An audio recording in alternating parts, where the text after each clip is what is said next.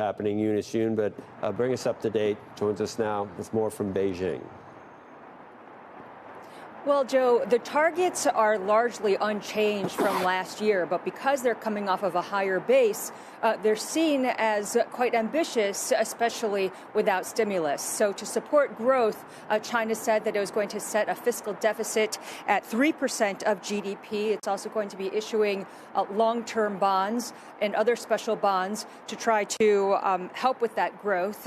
It said that the money would be spent on what they described as major national strategies and strengthening security in key areas. Now, the premier who announced those targets admitted that it was going to be difficult for China to reach those goals. At the same time, he said that the country was going to stick with its policy approach of proactive and prudent, so not really signaling any change. However, there was some hint of potential changes in the government work report. For the first time since 2019, the report dropped the reference that President Xi Jinping has had, the mantra, housing is for living in, not speculation. So that's been raising some hopes that the curbs on real estate are going to be lifted even further. There was a lot of discussion about tech self-reliance.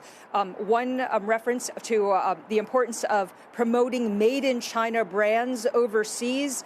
And interestingly, Joe, you would probably take special interest in this. They dropped the reference to peaceful unification with Taiwan, just saying reunification in their terms. Thank you for watching the latest clip we shared from CNBC television. We certainly hope you found it both informative and enjoyable. Now, we'd love to hear your thoughts on the topic, so feel free to start a discussion down in the comments section. If you liked the video, please do hit the like button. Your support means a lot to us. Don't forget to follow and subscribe so you won't miss out on future clips just like this one. Your engagement helps drive our content, and we're excited to keep bringing you more. China's recent declaration of its 2024 economic targets should put America and its allies on alert. Beijing's ambition, despite it coming off a higher base and without significant stimulus, underscores a relentless pursuit of growth.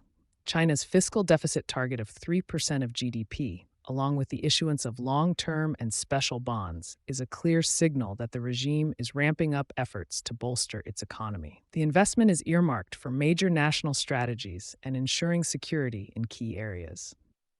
While the challenge is acknowledged, China's steadfast approach of proactive and prudent policies remains unchanged. This resolve is something that Washington should neither underestimate nor idly observe. Moreover, the recent government work report indicating changes, such as the shift in narrative around housing from U21 for living in, not for speculation, to raising hopes for lifting real estate curbs, suggests a nuanced approach to domestic economic issues, which could translate into enhanced economic stability and strength.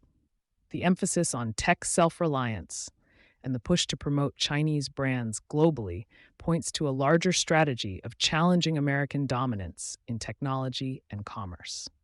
This concerted push towards self-sufficiency is a direct response to the current geopolitical tensions and trade constraints.